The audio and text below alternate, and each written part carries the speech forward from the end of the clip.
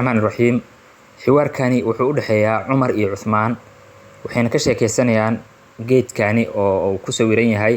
qoyskii rasuulka sallallahu alayhi wasallam magacyadooda ayaa markaas lagu sharxay geedkani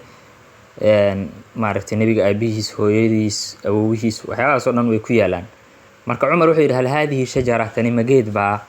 Cuthmaan wuxuu yiri nacam ha hadhihi shajara tani waa geed hadhihi usratu rasuul tani waa geed markaasi qoyskii nabiga sallallahu alayhi wasallam lagu sharxayo Cumar wuxuu yiri sallallahu alayhi wasallam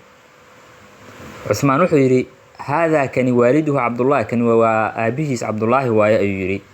Cumar wuxuu yiri wahadihi tanina waalidatuhu Amina wa hooyadiis Amina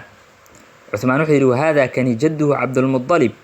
wa awowihiis Abdul Muttalib waaya ayuu yiri Cumar wuxuu yiri وهذا عمه العباس كان هو أذيركيس عباس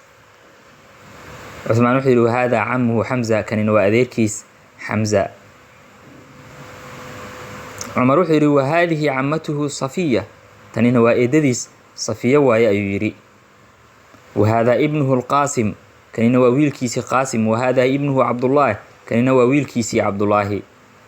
قاسم يا عبد الله واي عثمان wuxuu yiri wahada ibnuhu Ibrahim kan waa wiilkiisi Ibrahim Umar wuxuu yiri wahadihi ibnatuhu Faadima tanina waa gabadhiisi Faadima dhamaan geedkay ku sawiran yihiin Cusmaan wuxuu yiri wahadihi ibnatuhu Ruqayya tanina waa gabadhiisi Ruqayya wahadihi Zaynab tanina waa Zaynab Ruqayya iyo Zaynab Umar wuxuu yiri wahadihi ibnatuhu Kulthum tanina waa gabadhiisi Kulthum waaya ayuu yiri darsigeena halkaas ayuu noogu dhan yahay